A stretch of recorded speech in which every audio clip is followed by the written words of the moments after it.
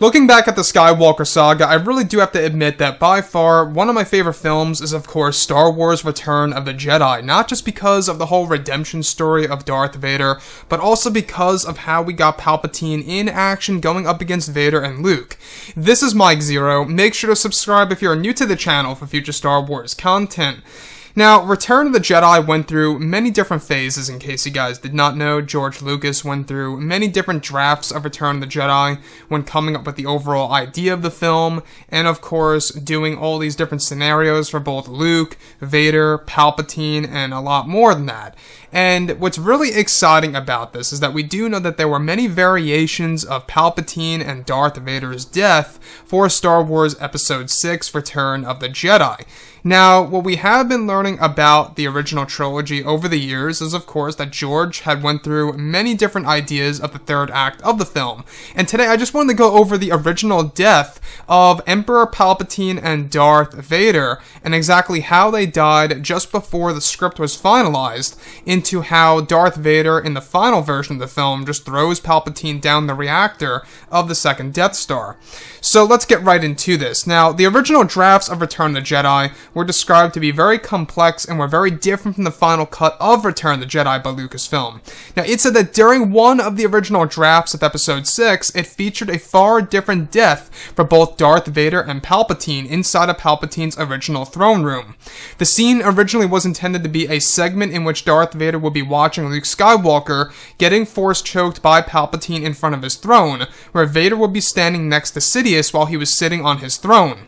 The scene progressed to a moment in which Darth Vader turns to his right and picks up Palpatine, where Sidious begins shooting Force lightning trying to kill Darth Vader, before Darth Vader is successful at defeating Sidious once and for all and saving his son Luke. As Vader nears the edge of Palpatine's throne platform, it's described that originally both Vader and Palpatine would fall into lava surrounding Palpatine's throne, and that Vader brought Sidious with him by burning themselves alive. This was one of the original ideas for Return of the Jedi, where that was actually based inside of Ralph McQuarrie's original throne room for Palpatine himself. So what's really exciting about this, I will add, is that this was very, very dark, and I can see the obvious reason as to why it was changed. Number one, Darth Vader did not die the way that he should have, at least in my opinion. I think that the way he died in Return of the Jedi was perfect, how he got to see his son one last time by taking off his mask. You know, in this scenario, Darth Vader never got to take off his mask and look at his son with his own eyes.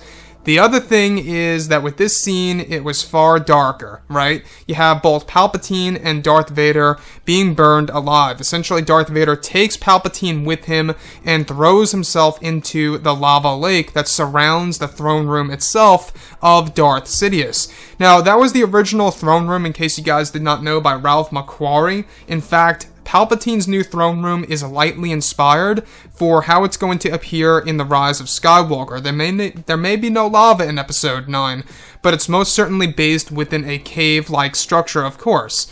So this was actually said to be a very complex scene because it went through multiple different phases. A great scenario here is that instead of Luke Skywalker getting pretty much, electrocuted by Palpatine by use of Force lightning, in the original scene here, Palpatine is force choking Luke literally to his death, where Darth Vader is standing next to Palpatine while Palpatine is sitting on his throne. Whereas in the finalized version of the movie, we have Palpatine standing up next to Vader, where he's actually shooting Force lightning at Luke on the ground.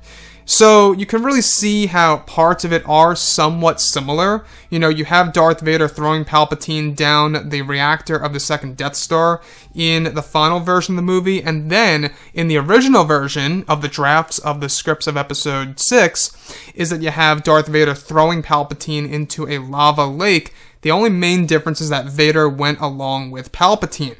So that's why, it's really dark, and most likely why they changed it to how it is today, back, of course, from the 1980s. Now, what I like about this, too, is that I think that Palpatine's throne could have really been like this. It would have been very unique. It would have been very intimidating for both Luke and Vader, right? And that's one of the main reasons as to why J.J. Abrams is changing it up a bit with Palpatine's new throne room in The Rise of Skywalker, is that he is basing it off of this original scene from Return of the Jedi that never made it to the finalized version of the script, or let alone the finalized version of the movie itself.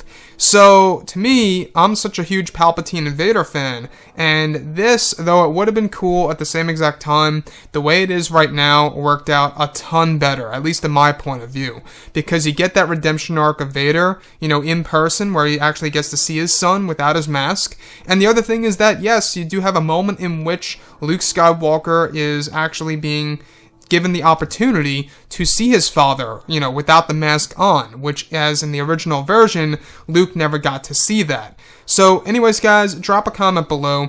Let me know what you think about all this in the comments, and if you guys did enjoy the content for today, do make sure to drop a thumbs up on this video to support the channel. I thank you all so very much for the kind support, and I'll catch you guys next time.